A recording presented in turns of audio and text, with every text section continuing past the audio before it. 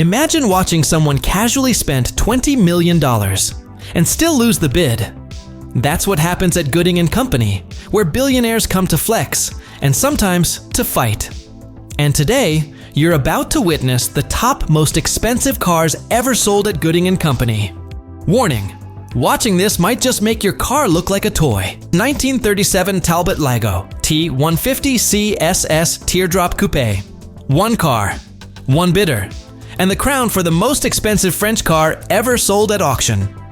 At the Gooding & Company auction in Amelia Island, this 1937 Talbot-Lago T150 CSS Teardrop Coupé sold for $13.42 million. Only 10 of these teardrop coupés were ever built on the T150 CSS chassis. But this chassis number 90107 is even rarer. It's one of just 2 built in the Modelli New York style, with fully enclosed, skirted front fenders and an all-aluminum body. What's even better is that it is the one that survives with its original body intact. Back in 1938, won the Prix d'Excellence at Paris's elite Concours d'Elegance Féminin. Over the years, it passed through the hands of elite collectors before disappearing into a California garage for 40 years. But it came back. Restored and reborn, it took first in class at Pebble Beach in 2005 and best of show at Amelia Island in 2007. This masterpiece is 80 years old. Let's hope it never disappears again. 1938, Alfa Romeo 8C2900B LUNGO SPYDER.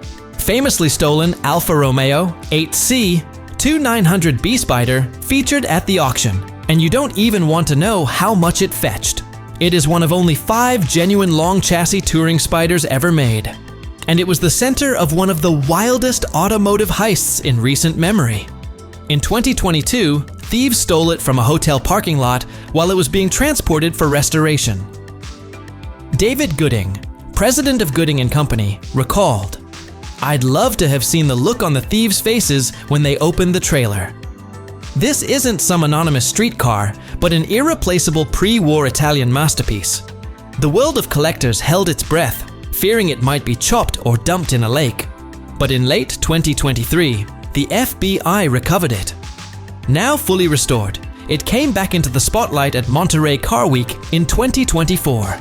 When the hammer dropped at Gooding & Company's auction, it sold for an insane $14.03 million. 1970, Porsche 917K Coupé. Le Mans Hero Porsche 917K. Once owned by Steve McQueen, is also in our list today. Originally built in 1969, this car was damaged and scrapped in early 1970. But it didn't end there. Porsche brought it back just in time to use it as a training car for Le Mans. Driven by racing legends Mike Halewood and Brian Redman, it made headlines when Redman clocked the fastest time. Things got even better when Porsche sold it to Swiss racing icon Joe Siffert, who then gave it to Steve McQueen's movie team. It became a star in the 1971 film Le Mans. That same year, after Siffert's death, it disappeared, only to be found decades later in a dusty Paris warehouse, still in its famous blue and orange Gulf colors.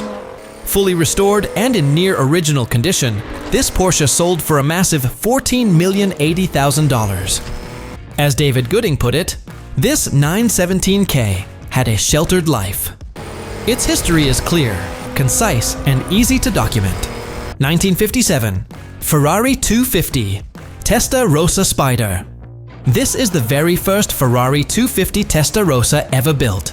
Chassis 0666 started life on a 290mm base and made its racing debut at the 1957 Nürburgring 1000 km. It finished 10th with driver Marston Gregory.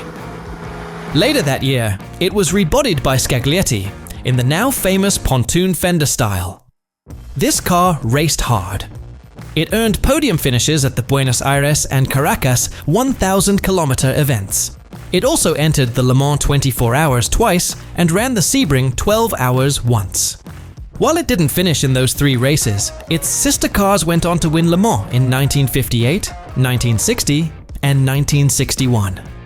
Any guesses how much this piece of Ferrari racing history got sold for? Well, that's $16.39 million. 1962, Ferrari 250 GT SWB Berlinetta Speciale. Another noteworthy Ferrari, a 1962 Ferrari 250 GT SWB Berlinetta Speciale, sold for an insane $16.5 million. Designed by the iconic Giorgetto Giugiaro when he was just 21, this beauty was inspired by Ferrari's famous shark nose race cars that ruled the tracks in the early 60s. Only one of its kind, this car was built on a 250 GT chassis, bought directly from Ferrari by Nuccio Bertone, the founder of Carrozzeria Bertone.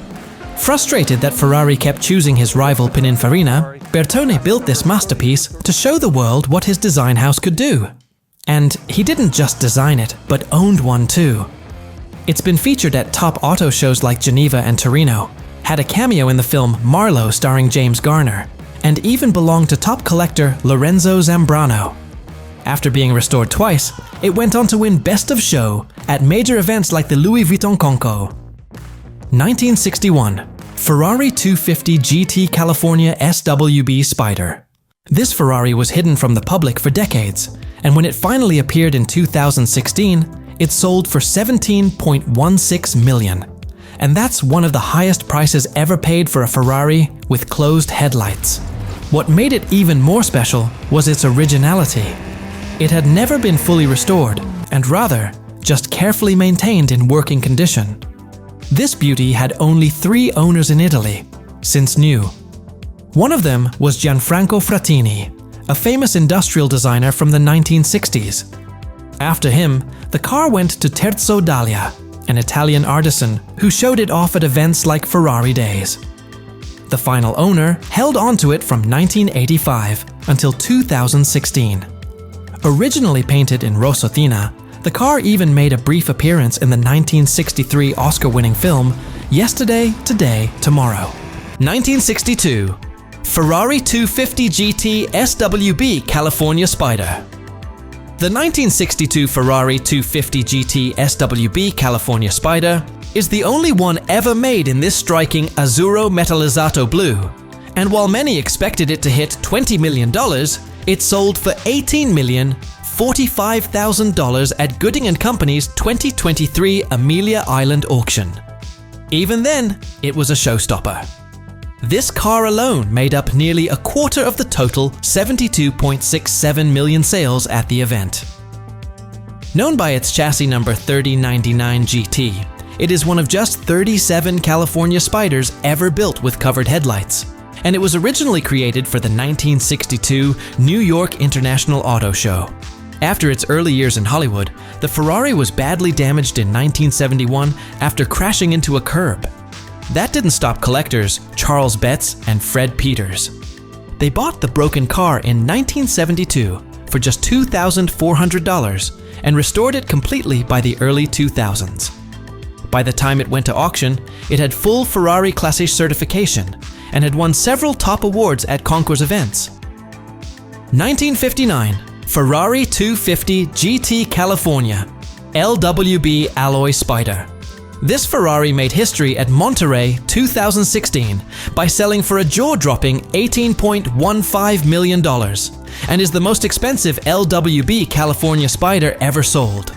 What makes it so special? First, this is 42 of just 50 ever made. Secondly, it was originally purchased by George Reed through Shinetti Motors, who drove it hard by competing in elite races like the Sebring 12 Hours, Nassau Trophy, Grosvenor's Trophy, and Road America. At Sebring in 1960, it got 3rd in class and 5th overall. In 1984, collector Brian Brunkhorst restored it in a stunning dark blue with tan leather, earning a first-in-class award at the Ferrari Club of America. Later, under Todd Morisi's ownership, it received Ferrari Classiche certification and a finish in its iconic Sebring silver.